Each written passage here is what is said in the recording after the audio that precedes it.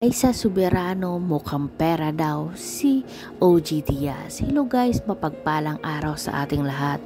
Narito ang latest update dito kay Liza Soberano kung saan nga ay nagbardagulan nga ang mga fans niya. At ito kasi sa programa ni OG Diaz, Showbiz Update, na siya ang dating manager ni Liza Soberano, ay napag-usapan naman nila ang bardagulan ng mga fans nitong si Liza Soberano at yung mga issue na mukhang pera daw itong si OG Diaz nung siya ay hinmahawak dito kay Liza Soberano. Pero nilinaw ni OG Diaz na hindi naman daw galing kay Liza Soberano ang issue na mukhang pera itong si OG Diaz, kasi nga daw ay 40% ang kinukuha niya sa binabayad o sahod sa mga proyekto nitong si Liza Soberano. Ayon pa dito kay OG Diaz ay 20% lang daw ang nakukuha niya dito kay Liza Soberano.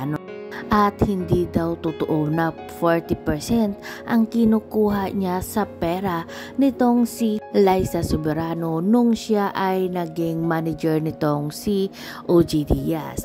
Ayon pa kay OG Diaz, kung totoong mukhang pera siya, sana ay pinatulan niya na o kinagat niya na ang offer ni Vice Ganda noon sa kanya, kasi nga ayon kay Vice Ganda daw ay sinabihan niya si OG Diaz na i-manage siya nito ni OG Diaz at 50-50 daw sila sa kita ni Vice Ganda. Pero nga ayaw ni OG Diaz kasi nga hindi naman siya mukhang pera. Kaya hindi totoo na mukhang pera daw siya at 20% lang daw ang kinukuha niya dito kay Liza Soberano. At kasi nga marami pang lumalabas na dahil lang sa isang vlog ni Liza Soberano na kinuha daw sa kanya yung kabataan niya at freedom niya nung siya ay nagtatrabaho sa ABS-CBN. Yung pinuputok pa ng kanyang butsi ay bakit daw iisang tao lang daw ang kanyang naging partner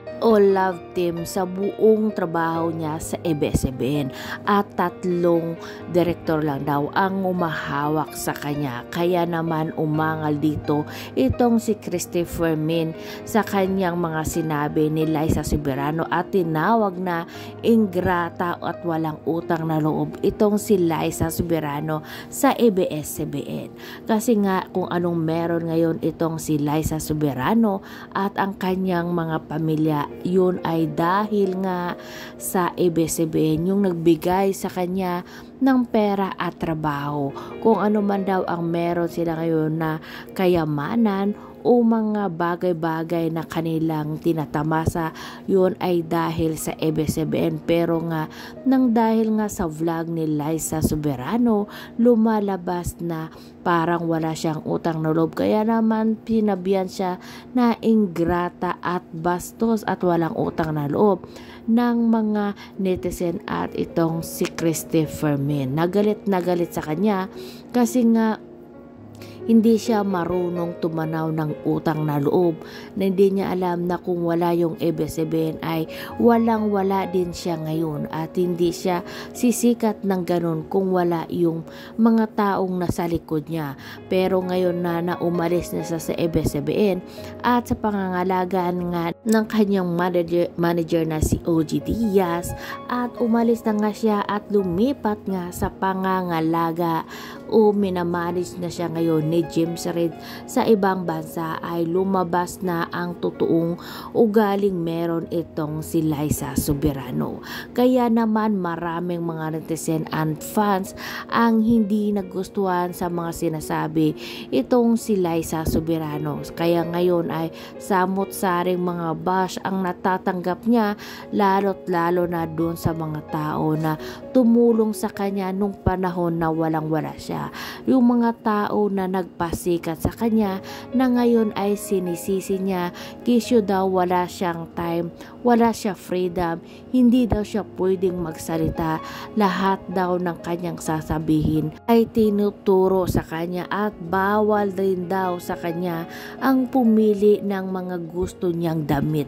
Lahat daw ay kinukontrol niya sa kanya nung panahon na nagtatrabaho pa lang siya. Ilang taon na ang nakakalipas dyan sa ABS-CBN. Napakahirap lang at nakakalungkot lang na mapanood ang mga ganitong sitwasyon kasi nga kung hindi dahil nga sa mga taong tumulong sa kanya at sa ABS-CBN na parang binaliwala niya lahat ng tulong na binigay sa kanya, yung lahat ng effort ng mga tao na to na nasa likod niya para sumikat ay binaliwala niya lang. Bagkus ay sinisi niya pa, kisyo daw ang pangalan niya daw ay ayaw na ayaw niya. Yung pangalan na ibinigay sa kanyang Liza kasi nga yung pangalan niya ay Hope. Kaya naman mga bashers niya ngayon ay bumabaha at tinitira nga itong si Liza Soberano kasi nga laos na daw siya kaya gumagawa ng ingay. Kaya ngayon andun sa ibang bansa kasama nga itong si James Reid na minamanage na siya at hindi lang pala itong si Liza Soberano ang umalis sa ABS-CBN kundi itong si Enrique Hill kasi nga gusto niya rin ng magsarili na. Gusto niya sigurong sumunod din dito kay Liza Soberano sa ibang bansa at magpamanage din dito kay James Reid.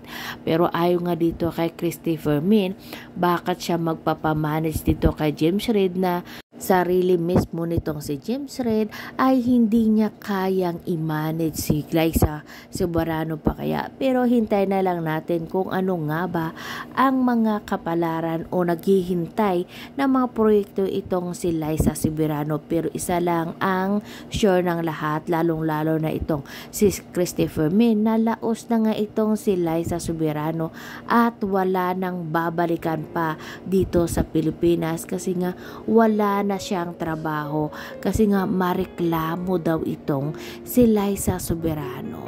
Marami siyang nirereklamo lalong-lalo na sa mga proyekto. Kaya naman pala kunti lang ang kanyang mga proyektong nagawa sa